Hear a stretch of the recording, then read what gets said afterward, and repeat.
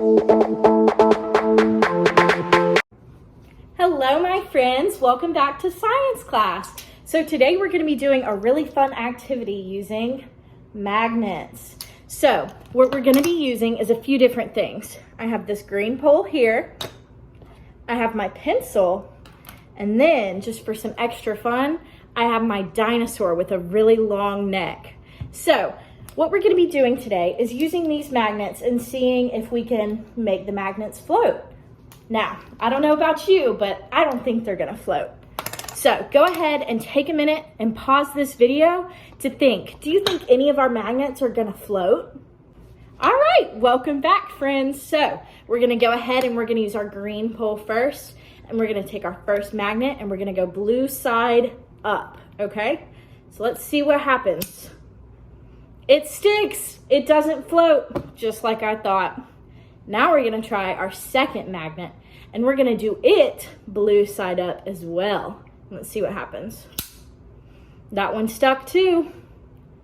Now let's see what happens if we switch it. I wonder what will happen when we put the blue side down instead of the red. Go ahead and take a minute to make a prediction about what you think is going to happen. All right, welcome back. All right, let's try it. What? Our magnet's floating. Look at that. See, there's nothing there. It's just floating. I wonder why it does that. Let's try the blue side up on this one. What? That one's floating too. Look at that. I wonder what will happen if we take this blue one and we put it facing the red. Let's see what happens. They stick. Look at that. They're still floating, but they stick. Interesting. So we know what happens with this. Let's see if we can see what happens when we have a pencil instead. So let's go ahead and do our blue side down. So see, we have our magnet on our pencil. Now let's take our other one and put the blue side down. They stick together. So I wonder what will happen when we flip this one over and have the red side down. Go ahead and make a prediction about what's going to happen. All right, you ready? What? It's floating on the pencil too. You see that?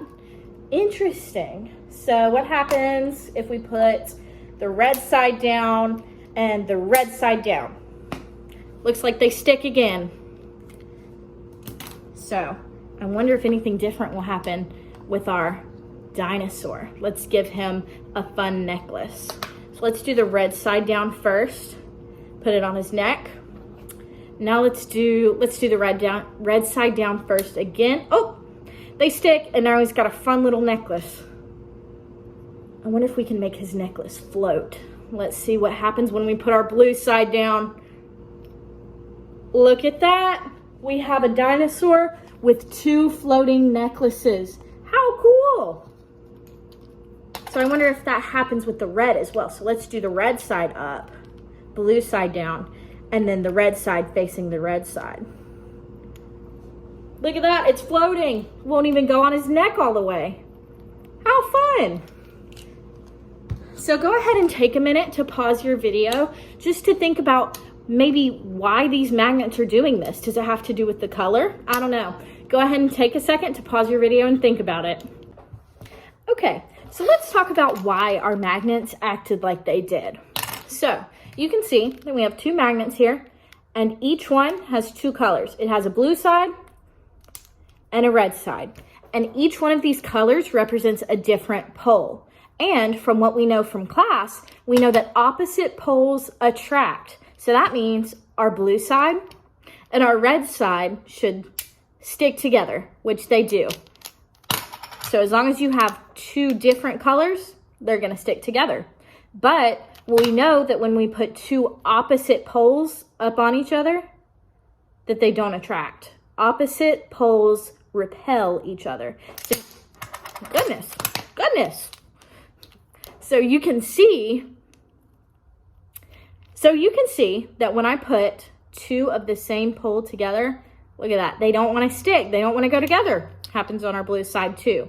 So in order for our magnets to stick, they have to be different.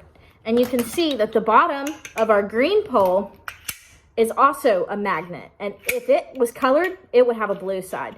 And that's why the red sticks and the blue floats.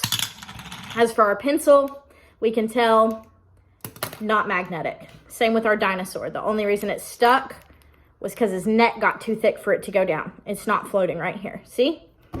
Just sitting. And that is why some of our magnets floated and some of them didn't. Okay, so welcome back. So basically what we just did was an example of a discrepant event. And a discrepant event is an occurrence that defies our understanding of the world by presenting unexpected outcomes. Most students, when they see this, they probably think, oh, the magnets are just gonna stack on top of each other.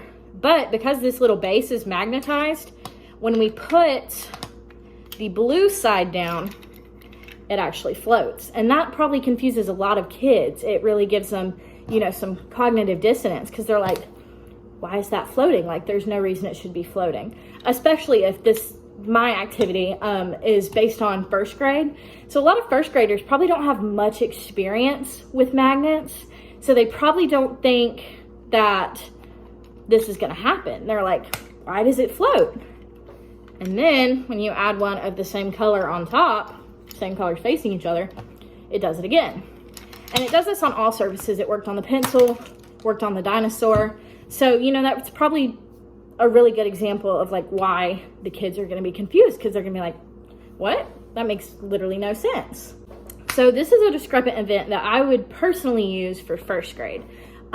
First grade is the first time we kind of really see like magnets in standards, and one of the biggest parts of it is learning that they attract and repel, and learning about what they attract and what they repel. So this is a really good beginning activity to talk about the different poles, talk about why magnets stick and why they repel. So that was my activity. I hope you enjoyed.